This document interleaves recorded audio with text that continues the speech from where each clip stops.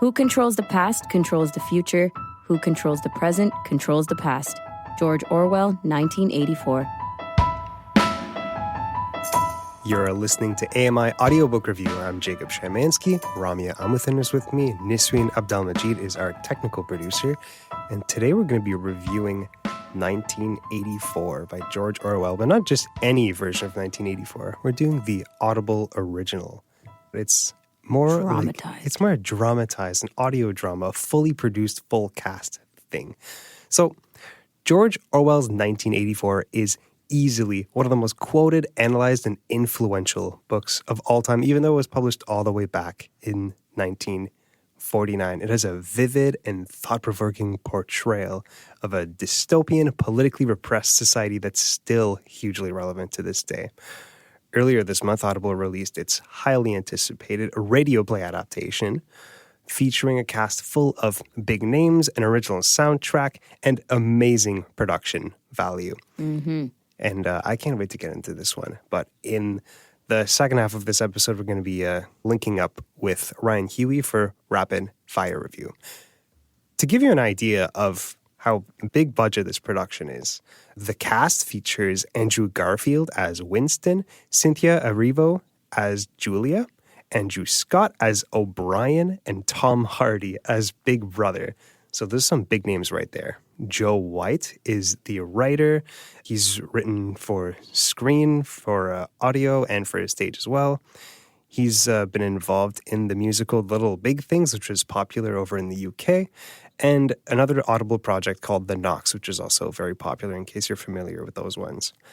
Ramya, can you read to us the synopsis just to give everyone a refresher, even though I feel like this is required reading in a lot of high schools nowadays? It is, and yet I've never read it. So here we go. This is the synopsis of 1984. Set in a totalitarian regime ruled by the party led by the enigmatic Big Brother, the story follows Winston Smith, a low-ranking member of the ruling party.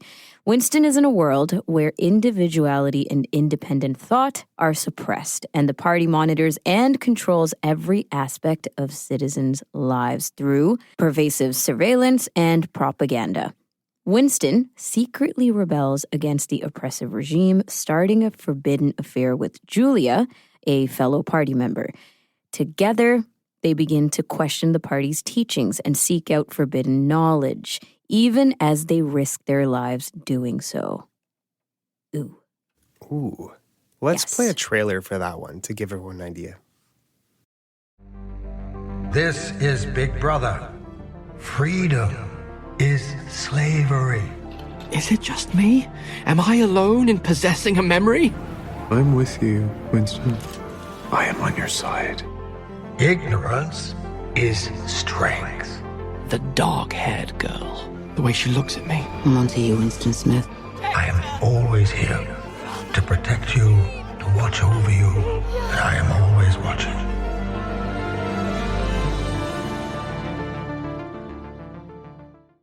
Ramya, so what are what's the short version of your thoughts on this so far? Epic. Epic? Epic. I have overwhelmingly positive thoughts on this thing. Yeah, same. It just almost every aspect of it was brilliant. And as I said, I didn't actually read George Orwell's 1984 as of yet. But if anything, listening to this adaptation, this 6-episode dramatized series on Audible, has pretty much influenced me to now go pick up the book. It's only 3.5 hours. And in total. This is an abridged adaptation. So to give you an idea, like the original audiobooks go up to like 10 hours. So this is a fairly condensed version of the story, but it's a really, really well done adaptation that I don't feel like I was missing all that much. I think it goes a lot more into the way the party works and functions. And there's a couple other plot points that they've removed, namely that Winston has a wife that he has an affair with, where in this abridged version, there's no wife and he's just like a single man, which is like, it's not really removing that much. She's a dead wife, right? Or she left. Yeah, that's right. That's the difference. Version. Yeah, Yes. exactly. But Just killed off his wife. She was not dead. Yeah, yeah. She was. What do they call it? unalived, unpeopled. She became an unperson. Unperson, yeah. A non-person. So you read this, well, you listened to this without having read the original text. Right. So was it coherent? Like Absolutely. It was a fully fledged story. It was it was dramatized very well. I think it makes for a really great adaptation, audio only or not, but because I thought that they focused a lot on sound in terms of like immersive sound in terms of torture or like experience, physical experience. There was a lot of that going on, whether it be people sitting on a train and things going on around them, or like the torture in actual prison, or, you know, other things like that. I felt very much that they, you know, used up every possibility they could to make this a sound experience. And I thought it was brilliant. Like, obviously, the story was incredible as well. And the casting was absolutely, like, we have to talk about the casting altogether separately. But overall, yeah, I thought that it was quite good.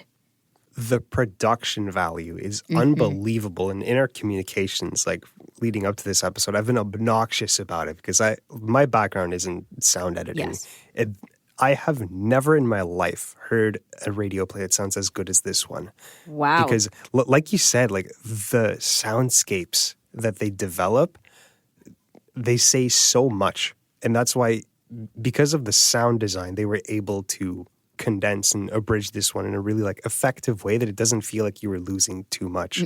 There's a lot going on too. It's not like the sound editing doesn't just involve like somebody walks into a room and all you hear is like a door Not at all. open. Like there's so much, there's atmosphere, there's sounds. Like if you're in a room, you can sort of hear the cars in the background and the music swelling and the ticking of a clock. Like there's a lot going on and to latch onto. So I feel like this would be really good for a second listen as well. Oh, absolutely. The binaural audio, just breaking down and dissecting it, it's its own brilliancy. Because as you said, right, there's the positional, you know, characters moving around as they chat, as they contemplate, that kind of thing. But also there was a lot where they just stopped everything. Like you'd get silence to make a point, or the change of a scene, or just somebody having some contemplation. And I thought even that was done very well, because you're not just filling up space to fill up space. Yeah, everything was very purposeful and intentional. The way that they put stuff in the stereo field, and they use it to jump from internal monologue to like an actual dialogue really, really effectively, where the dialogues are often like from one person on the left and another person in the right, and then the internal dialogue is like firmly in the center with like no reverb. Yeah. So it's very easy to follow, even though there's a lot of voices and a lot going on. But let's take a listen to one of these scenes that happens early on in the book.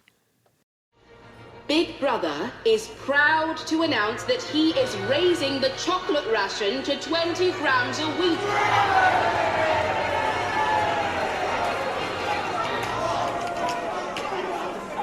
Did you hear that? 20 grams a week? Oh, that's fantastic. They only reduced it from 30 grams yesterday. To Big Brother. Big Brother! Surely nobody's memory is this bad. Surely they can't really swallow this.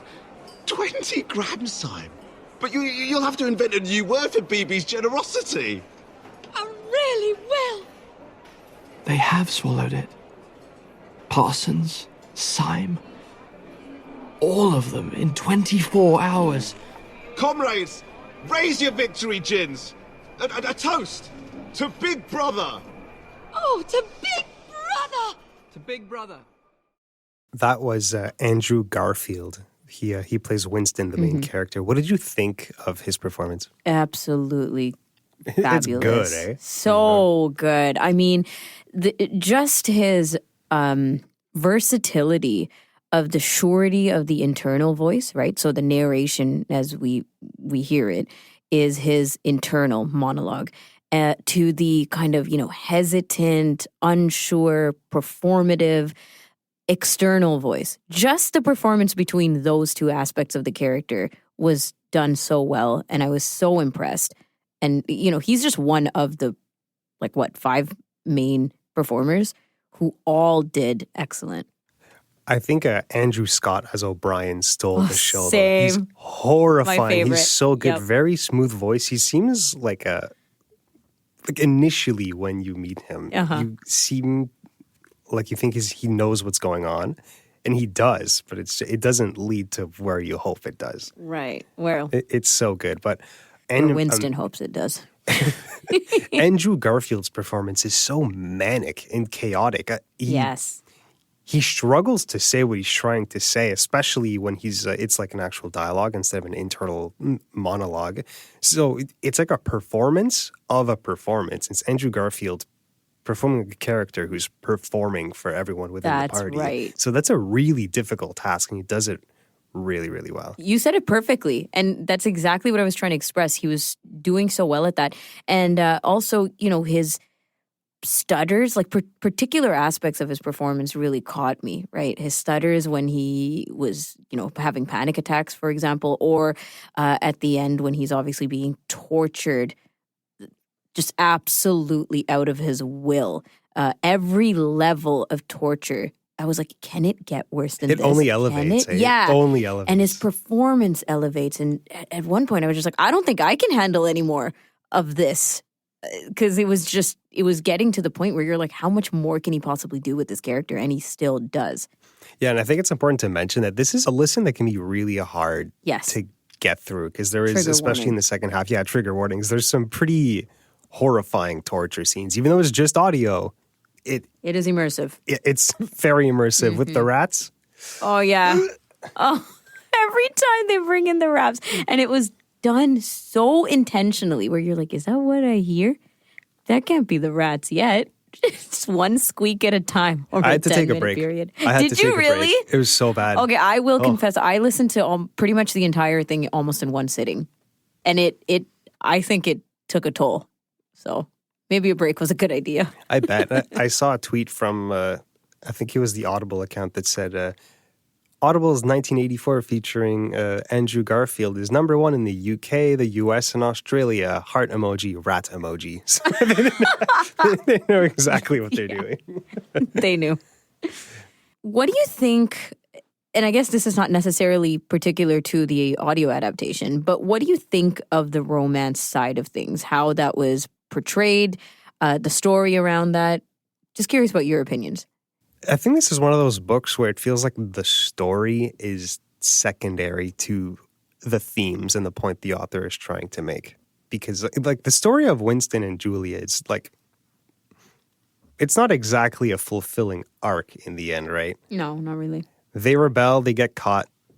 Spoiler alert, they get tortured, and now they're brainwashed like everyone else. And they betray each that's other. the story, but Yeah. nobody holds that against George Orwell because that's not really the point of the book, isn't to enthrall you with the story. It's enthralling you with the world and the point he's trying to make. But specifically the love story, it's not exactly the most convincing thing.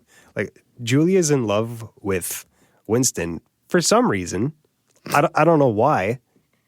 Because Julia is gorgeous and intelligent, and Winston is absolutely chaotic and just a manic personality. And just the way that Andrew Garfield performs him, it's he doesn't exactly seem like the most put together, well-adjusted person. And he's missing teeth and he's balding. But he had a purpose. Maybe she saw that in him. That's what she kept saying. That's what she found attractive. Yeah. I suppose. It's also very rapid too. The way they fall in love, it's very, very quick. She's been following him for a bit. He's terrified of her. He hated her, yeah. He hated her. He went from hating her because he thought she was some uppity person, but she's also very performative. She's very performative. I'm not going to lie, because I had no idea what the story was. When she handed him that note, I really wasn't sure what it was going to be. I thought she was on the rebel side of things as well, that it was obvious that he was, and she wanted to let him know. But I never expected that she was into him. I was like, oh, okay, I guess. What I find most interesting in this book, just to speak of the themes, is how language affects our thoughts and everything surrounding double speak and new speak and all these euphemisms, like they call the Ministry of War the Ministry of Peace, and the place where they administer justice is the Ministry of Love. It's all very euphemistic, and how they ban the word bad, because there's no point of having the word bad when you can just say ungood. Yep. And the whole point is to restrict what you can think. And eventually the goal is that your language itself will stop you from being able to rebel against the state. I was saying earlier that this whole story is more to paint a picture of what the world could be under a regime that wants power for the sake of power. It's not they want power temporarily to fix things. It's not that they want power to make the world a better place. They explicitly want power for the sake of power. And O'Brien makes that clear in the last chapter, I think. Yes. Well, it's interesting that you say they don't want power to make the world a better place. And yet that's the propaganda being spread, right? This is a better place because of Big Brother. This is a better place because of the way that they do it all. But essentially, all that's happening is that they're doing it all. And that includes, erasing the entire past, erasing your memories. We see several scenes of that where people mention someone who didn't show up to work for 4 days. Where could they be? And then the response, usually from Winston, is that, who? Who are we talking about? Yeah, what, who? They never existed. Who? That's What? right. I don't know. No, they don't. This person is no longer, right? And so this entire idea, and these people who are working, like Winston's job, is literally to incinerate records, to incinerate what used to be. And to modify records, too. Absolutely. And never to question why something was modified at all before you sat in that chair to do the same job. So it was scary. It was very terrifying. I think that it's easy to pull aspects of this in real-world politics from real-world politics. Exactly. That's why it's still relevant today. Absolutely. Because what they're suggesting in this book, is it feels like it's realistic. It feels like you could do it if you really wanted to, if you were sadistic It could enough. get here. Mm-hmm. It's like the Black Mirror notion, right? I always talk about Black Mirror, but, the series on Netflix, where every episode, it is absolutely dystopian. We know that as we're watching it, but at the same time, you can't help but think, but aren't we just one step away from this kind of reality anyway? Like, aren't we so close? If someone gets to this level of power or influence, can't we be here? And that's what gnaws at you. Arguably, the most scary things are the things that feel like they could really happen. Yeah. Things that are scary, that are realistic in this real world. Mm-hmm. And when we're seeing things like censorship in government and on the internet and fake news, like it's all very reminiscent of this book. It's like this book is the bottom of the slippery slope. Yep. Right? Yep. That's what it is. It's basically thinking like every time there's a government bill that's trying to get passed and people think it's a government overreach, the first thing people will say was, oh, this is Orwellian. Right? Yeah. I guess one of the most important aspects of it is, do we have contrary opinions? Are we allowing it, right? And this is the major problem in this book, where he thinks there is. He thinks there's a brotherhood, a rebellion of some sort that's, working underground to get out there. And I'm thinking, okay, cool. We're going to find out. And absolutely not. To every degree, this totalitarian regime, this Big Brother government, has made sure that you have no way out and you have no way to rebel. And they're looking closely at you. And that part of it, I guess, is, again, akin to real life, where, people are shut down, right? The opposing parties, we don't necessarily have to be talking about government, but on a lot of levels where we don't take disagreement well. What they explain that the party does here is that what they're looking to do is to have everybody in the society enforce itself. Yes. That's the ultimate goal, because it's not like they have well, they do have thousands and thousands of people monitoring these screens that are in every room and watching your every move. But the ultimate goal, the telescreens, but the ultimate goal is to have people police themselves. And that's why you see like Julia is in like the anti-sex league. And just to promote like clean thought so that you don't even ever consider rebelling against the state. And they're enrolling all of these kids in, I forget what it's called. But we have a clip of that scene, the Parsons children. It's a scene where these kids are like threatening Winston by saying like, oh, you're a thought criminal. You're a thought criminal. Like, I'm watching you. And basically the state is pulling control away from the parents and having the primary caregiver of the children is the state. The children feel more protected by the state than their parents. Oh, yeah. Oh, it was atrocious. It was Terrifying. atrocious the way that the children were behaving towards their parents, and parents were terrified of their children, especially the women, the mothers. I'm gonna get you! No, you're not! Ghosty, die! Ow! Hey! Oh, was that her catapult? She's an excellent shot. She's a little disappointed we couldn't go to the park earlier, for the hanging. Sure, yes, shame. It was a good one. Did you hear that, you idiot? We missed a good one. I know. It's a blooming great big shame, darling. But I promise I'll take you to the next one, okay? It's just that we have to help your father prepare for Hate Week, remember? Another 2 years, and these little spies will be denouncing their parents to the thought police. They're like tiger cubs play fighting, all of this some glorious game.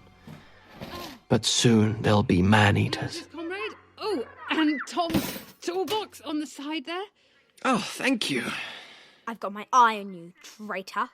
Thought criminal. There's something almost cynical Very. that George Orwell thought of all of this.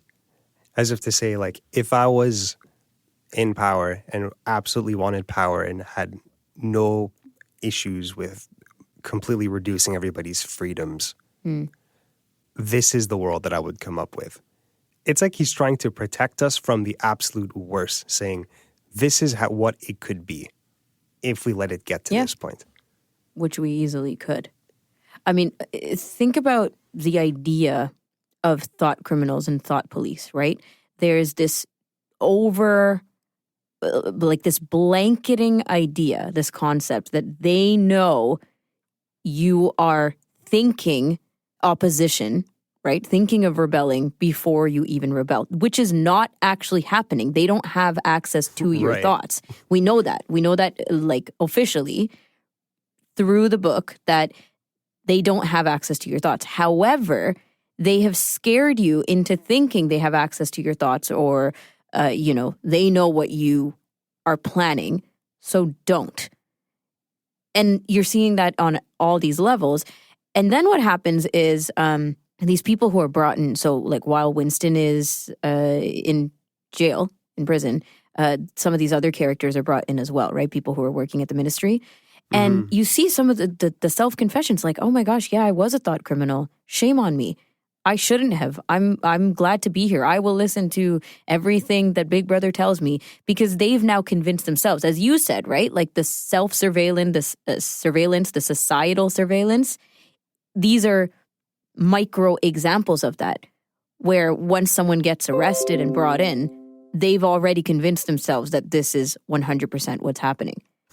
But the part that really terrified me was when they, because, through the first half of this book, they're in war with Eurasia. Yeah. Oh, yeah, I know exactly what you're going to say. Oh, my goodness. They're in war with Eurasia, okay? That is it. And, they got hate for 2 minutes, where they just all blasphemy to Eurasia, and all praise go to Big Brother. And then around halfway through, Big Brother makes an announcement that we are no longer in war with Eurasia. In fact, we are in war with East Asia. And now we're allies with Eurasia. We've never been at war with Eurasia. In fact, we are allies with Eurasia. And everyone, you can feel, because it was so immersive, the crowd and the chanting and the shift from, okay, yep, you're right. And this buildup, right? They're like, oh, I thought that, oh, never mind. I guess I remembered wrong. Okay, oh, I remembered. sweet. I guess we have a new enemy now. And they just accept it after so many years of documents being changed and having so many silent threats being thrown at them. In a matter of seconds. So, right, this understanding of like, we are believers of Big Brother no matter what the cost, what the consequence, and obviously with the thought police around, you can't be faking this stuff. And the way Big Brother is portrayed here, he's played by Tom Hardy. He seems so warm and comforting. Oh, yeah. It's like he's talking to children. That's the irony. I always go back to the euphemisms because I link it to things happening in real life. Like in Canada, bear with me here, like in Canada, when we present a bill in Parliament, they have like codes, like C1 for House of Commons Bill number 1, C2, C3, or S1 if it's in the Senate. But in the U.S., the bills have names like the Patriot Act and the No Child Left Behind Act and the Affordable Care Act. And it's like, why would you vote against affordable care? Like, I don't want affordable care. Right. It's very suggestive. And that's why if you have like C1, it's more neutral. But I just think if you have a bill called the Affordable Care Act, I find that's kind of Orwellian because it's very suggestive. Yeah? It's like sneakily suggestive. Definitely. In the books, not in this adaptation, one of Winston's jobs is to retroactively edit Big Brother's weather predictions so that he's always correct. Pardon? He retroactively Did I miss corrects. that? No, it's in the book, not in this adaptation. Okay, I was like, whoa. And like he edits That's trippy. speeches. Okay, tell us. Does it play a big theme? No, not exactly. I think there was a reason why it was removed for the adaptation. It's just another point of what like Winston's job here is, because there are so many themes of what makes an individual is the culmination of all their memories and experiences. And if you're constantly being fed memories that are incorrect, you start doubting your own like deeply seated memories. And with your loss of memories, you kind of lose your identity. And therefore you kind of need to plant it somewhere else in the state and like serve the state instead. Yeah, that's true. Because you're not necessarily, you can't give people the opportunity to fill that void with whatever else, right? Especially if they're actively removing memory in real life. Compared to something like, you know, you were born into a particular regime, you know what's up. But it's interesting because I wonder if this time frame of the book was really a transitional time frame. Like, as much as a lot of it was already set, right? The regime was set, the regimen of totalitarianism. I still felt like there was a lot going on in terms of people being deleted, history being deleted, words being changed, dictionaries being reinvented. Like, all these things were still happening. So the power dynamic was set, but not necessarily the system. What do you think of that?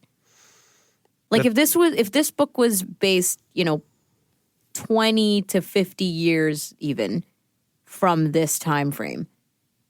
Well, it's interesting because this was released in 1949, and it's basically a look into the future, except it's 2024 as we're doing this exactly 40 years later. Mm-hmm. If this was not 1984, if this was, 2014, when he originally released it, right? Then maybe there would be less rebellion because they would have tweaked and tightened the system.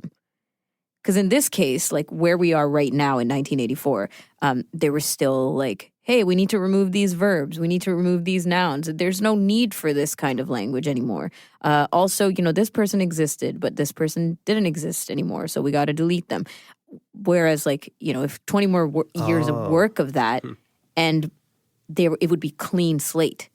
Yeah, it's like the longer this type of regime exists, the more control they have. Absolutely. Because the more they affect the language, the more they affect the way people think. And the more Right. people are born into the regime as it is and not come with the memories, the previous, the And past. don't know what it used to be. Exactly. Like all they know is Is this. and they think Big Brother really is the truth. Yes. And he really is. He knows There's nothing everything. else. There's nothing else. You're already born into the But you know what trips me out?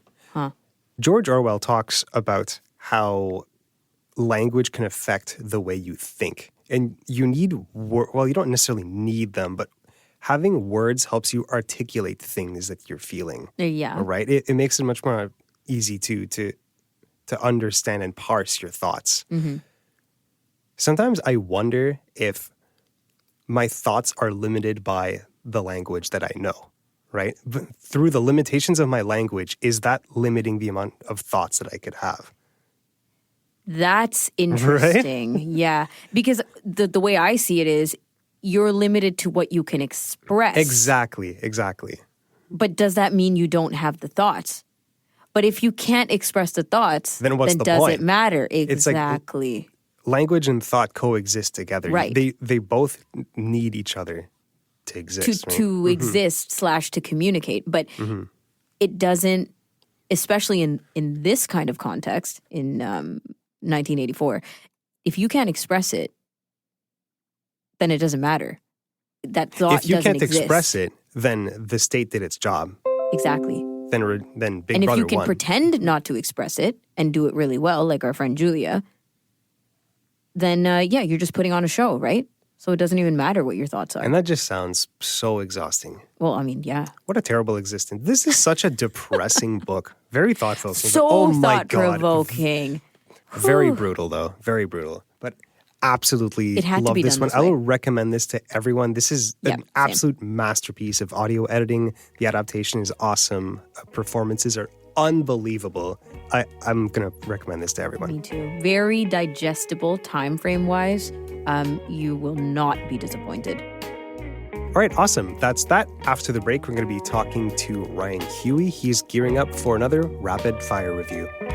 You're listening to AMI Audiobook Review. We'll be right back.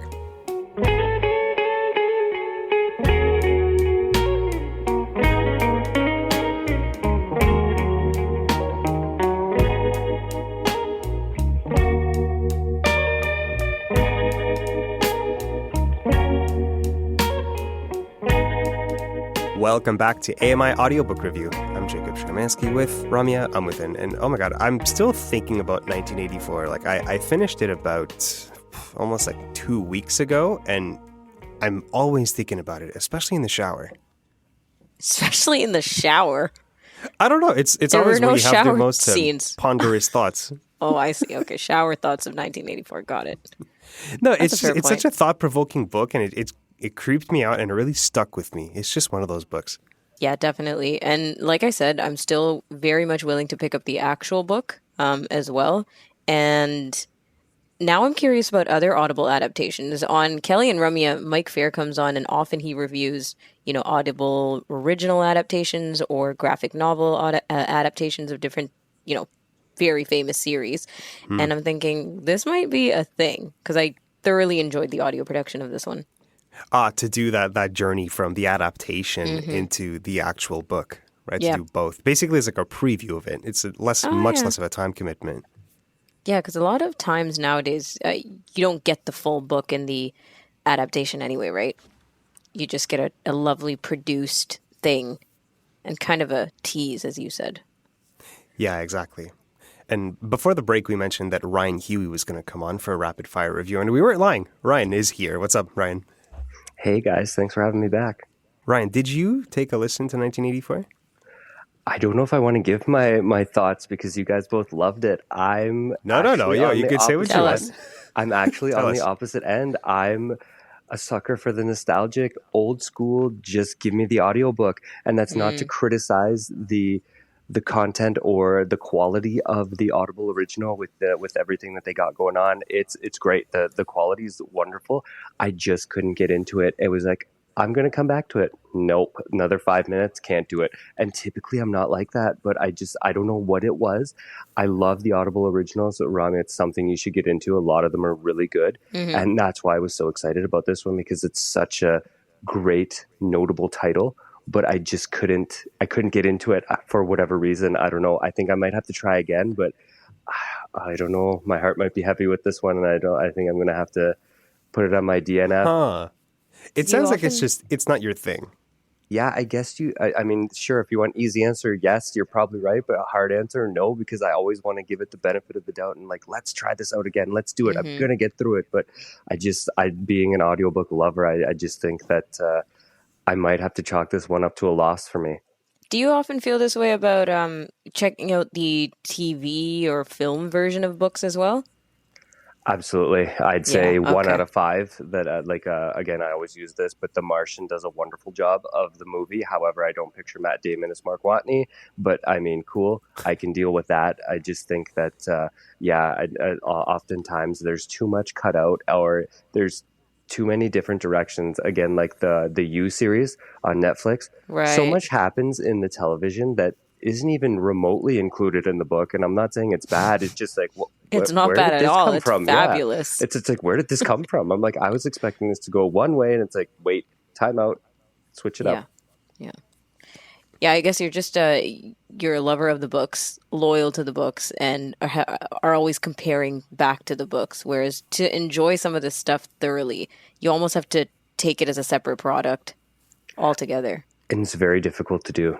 Mm-hmm. Yeah, agreed. It's you form a picture in your head, and sometimes you don't want to. It's like fighting yourself when you're reading or going through an adaptation. True. It's like you have to erase everything you previously consumed, which is so difficult if it's in your head in a good way, right? The characters, the writing, all that. Yeah. All right, who wants to do some rapid fire reviews? We do. Let's do it. All right, just to remind everyone of the rules, Ryan kindly provided to us 5 of his most recent notable reads. We're going to go through them one by one. Ryan, you have 15 seconds to review. Give us a top-of-mind, very concise review / description of the book. Once we get through all 5, you can pick one of them to further elaborate on. You have the floor. If you want to rant or rave, whatever you want to do. Well, I'm going to like this. Mm-hmm. Oh, that's a rare opinion coming into it. You say that now. Okay. Well. So, first book that we're going to rapid fire review with Ryan Hooey is Echoes from the Moon by Nathan Halstead.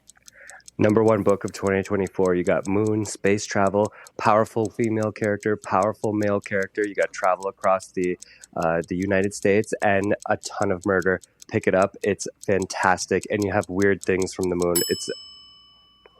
It's wonderful. Okay, next one. First Lie Wins by Ashley Alston. Amazing narration. You got a shady female character, shady male character. Somehow they find each other, and just everything just wild. It ensues afterwards. Check it out. Travel again across the United States, city to city. She said shady male and shady female characters. Somehow they find each other.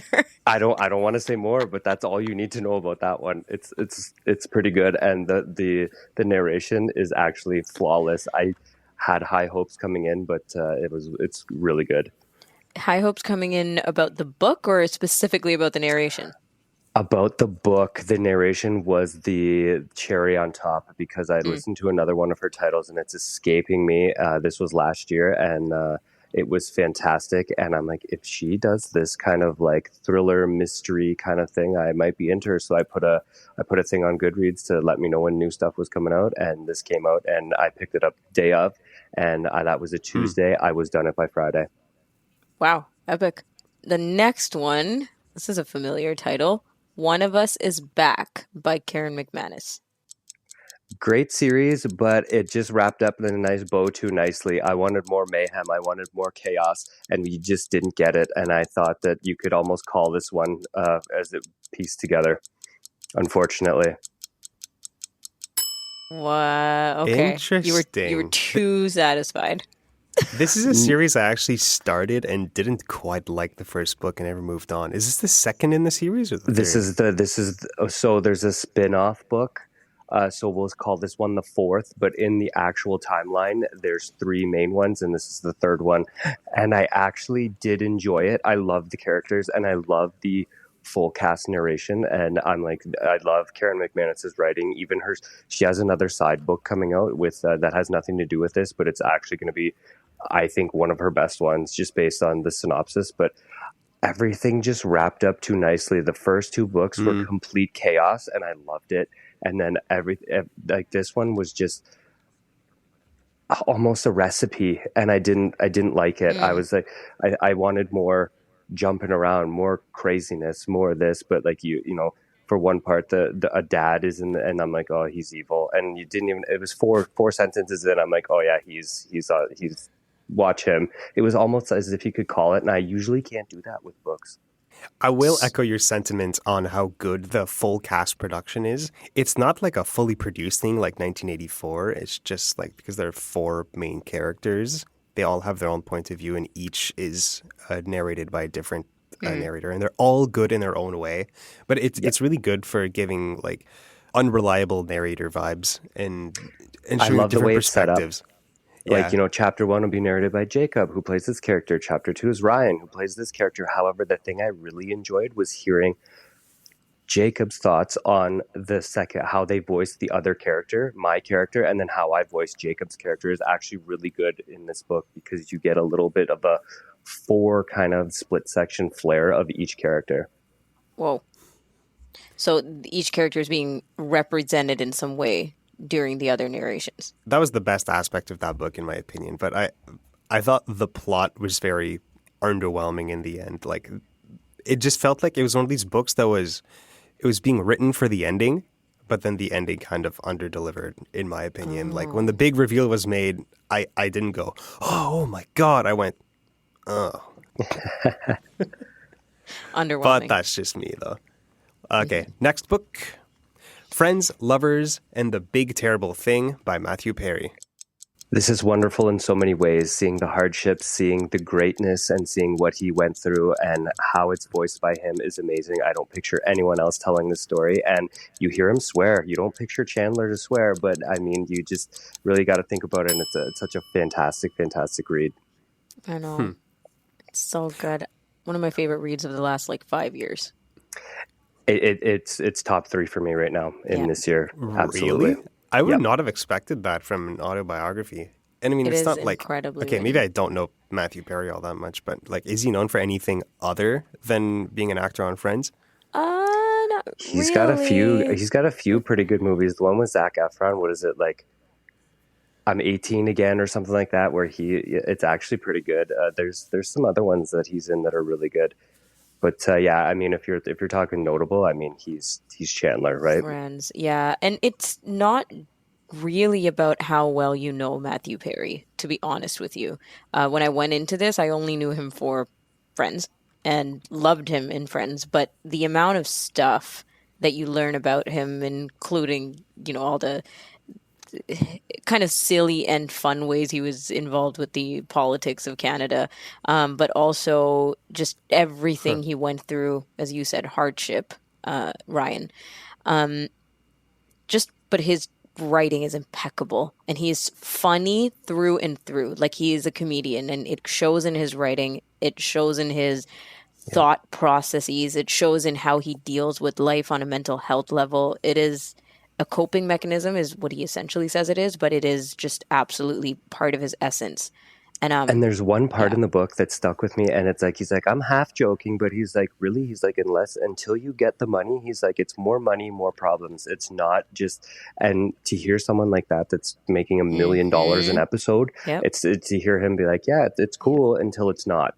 It came through so genuine. It came through so genuine. It's so difficult. It's such a difficult read if you take it in that way, because his loneliness comes out, his issues and challenges come out, everything comes out, whether it be relationships or addiction or family dynamics or friends or, passing up parts for his career, everything.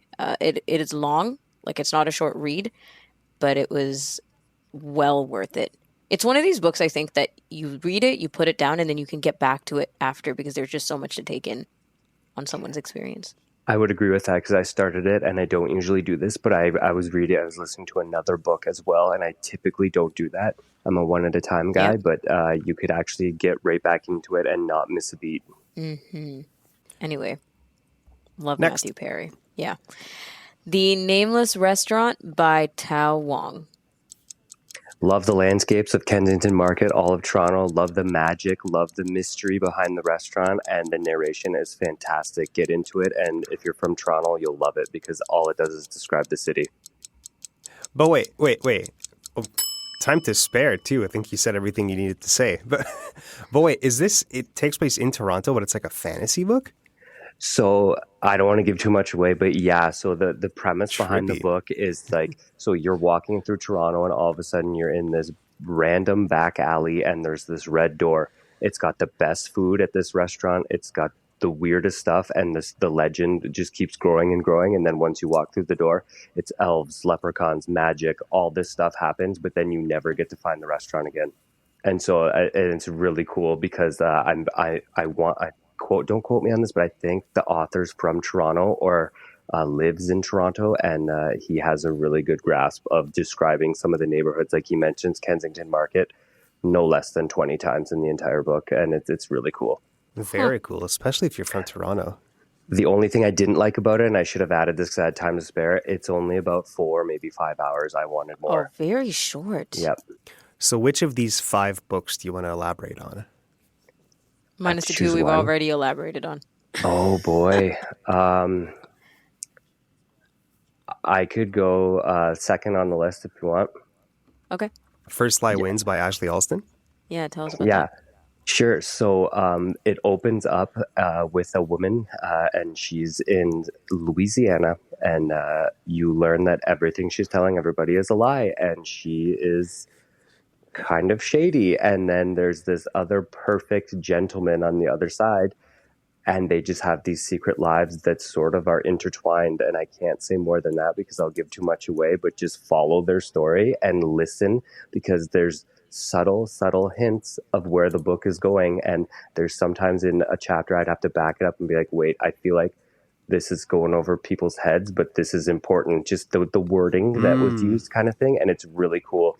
And then the crescendo at the end is actually fantastic. And it takes the turn that I didn't expect. And then there's some professional sports players in it. There's a lot of money, a lot of, we'll say, illegal things. And then there's also, travel from here, there, and everywhere. And there's some really cool tech stuff that they use in the book as well. So it's actually pretty cool. So about the subtleties that you mentioned, does that mean this is the type of book that lends itself well to theory crafting as you're reading, trying to figure out what's actually going on? Yeah. And when I say, yeah, you're right. Yes. But I think more what I meant was just based on the reaction. So like, let's say, I forget the main character's name, but the main character is having a conversation with Jacob, and Jacob gives a reaction. It's the reaction that sort of gives away. And it's like, oh, this is a little bit more important because that's not the reaction you expect somebody to give. For instance, oh, my mom passed away from a heart attack was one of the ones. And the guy's like, wait a minute. Like, and it was like, you don't expect someone to automatically be like, it's like, oh, my condolences. I'm so sorry. And that wasn't the reaction. I'm like, this seems bigger than what's to come next kind of thing. That's the kind of thing that keeps you reading when you realize something is fishy and you just want to know, like, right. Why did the person react that way?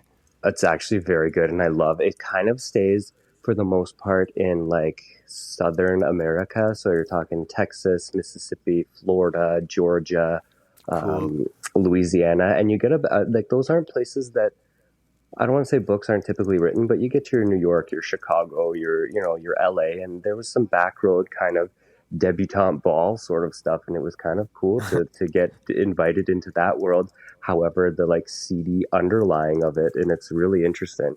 What exactly is a debutante ball? So from my understanding, it's for extremely affluent and wealthy people, and it's sort of where it's like, hey, my daughter has turned a certain age, and you wear a big fancy dress, and they, it's like, oh, this is so and so. She's a lady now. You present her to the world. Yeah, she's an eligible bachelorette. There's all kinds of eligible bachelors there, and it's almost like a matchmaking sort of thing, but it's pretty much an excuse for the parents to have a party, I think. I mean, that's what rich people are always doing. They're just looking for excuses to have a party. This is more than just a Do party. they need one, though? I think they can just, random on a Wednesday. Cool, let's have a party. Yeah. No, this is a big, big deal. Is it still, though? I don't know. Not rich enough. You never been to a debutante ball around here? No. In any context, thank you very much. She's living a secret life. That book was actually about her. You're right. Was this one a satisfying read for you, Ryan? I think you're like very well read, especially in this type of genre. Yeah, a lot of new things kicked up, but there was a lot of old tropes in it too that blended well. And they are what they are. She wrote them into, I don't know the author's mentality, but to almost be humorous. It's like, oh, cool, because like even the main character was like, oh, I'm at a debutante, you know what I mean? And it was kind of like, okay, she's looking for a man, that's what she's doing, but she's like, this is so old fashioned and so sexist, and like it was really funny the way she was describing it. Again, there's the reaction that you don't expect from a character, and I'm like, oh, this is more important, so I need to really figure out where this is going and what's going on. I really enjoyed this one. And for people that are into like the thrillers and these kind of books, it does take a little bit to get going. Like the first couple chapters are universe building, world building, character building, and then after that, once the action hits, it's nonstop. And I don't want to mention the part that comes in because it's a big part, but you'll notice it as soon as it happens, and you're like, okay, we're not looking back. I hear you say that it's a slow start, and that kind of turns me off a little bit. Because I feel like if a book is... There are ways of setting up the world whilst also kicking off the book, the plot with a good hook. No, I would agree with you, and that's why I'm saying that's why it wasn't like a 5-star for me. Like I'll give it 4. Oh, okay, I see. So it's like, but it's really good. And then after, if you can make it through that, and I know not everyone will, but if you can, then you're in for a wild ride. And I think that it's worth it, kind of thing. I think that's the reason why I like to read like fantasy books, which tend to be longer in series, because the first couple chapters, the first like half of a book is usually like my least favorite. I just like to be fully immersed and understand what's going on. I hate that that introduction process of all the characters and trying to figure out what everyone is and who's like how is everyone related to everybody else. Is that just me? No, that's fair. Also, sometimes I feel like things are just way too described. Settings and scenarios and atmosphere. There's just a lot of get to know you going on. It's slower. So the faster we can get into it, the better. But it also plays a role in how long the book is. Something like Gone with the Wind, you're getting to know everyone forever. It's just so long. Yeah, no, and that's where I'm looking at. I think this one's about 10 hours or so. So it's not terribly long, but it's it could have been shorter if like Jacob said, it's right into the action kind of thing. And one last thing that you have to suspend your belief system here, or like, I don't know if I'm describing that right. So, you know how it's like all of a sudden someone shows up at the door and you think this thing's going to happen, and then all of a sudden they jump to the next scene and like they just write it in like, oh, and this person is like their friend now when they were the enemy or whatever kind of thing. And that turned me off a bit because they do it a couple times, but it doesn't take away from the story. It's just, I would have liked to hear how that conversation went down, or I would have liked to hear how that chase or whatever it is went down. It's just, you have to sort of just accept that's what happened, and now they're buddies, or now they're on the same team, or now they're against each other or whatever. I have a suspicion that that's one of those moments where the editor buttered in and said, exactly. No, I feel like you could cut 100%. This part. Yeah, 100%. You're absolutely right. Definitely. And that's where I was like, I'm not mad at the author, because there's probably, and that's where I think it's almost like bloopers or deleted scenes should come out. Like I used to love watching DVDs back in the day where it's like, here's the deleted scenes, whether they're funny, whether they're whatever. And I do enjoy that. And I think you should almost have that as a writer or as a publisher, to be like, here's a list of deleted scenes from such and such book. Deleted scenes. Oh my God, that's a great idea. Yeah, that like is a see what great the idea. editors cut out. I feel like you just start hating editors. They'll be like, how did you cut this out of, again, I mean, like, it makes go for to good the content. Martian. right? Good commentary on our X threads. Ryan, thank you so much. No problem. That was Ryan Hooey, one of our friends that reads, I don't think, more than anyone that I know. Next week, we're going to be interviewing Joe White, who is, as you might remember, the writer for Audible's 1984 adaptation.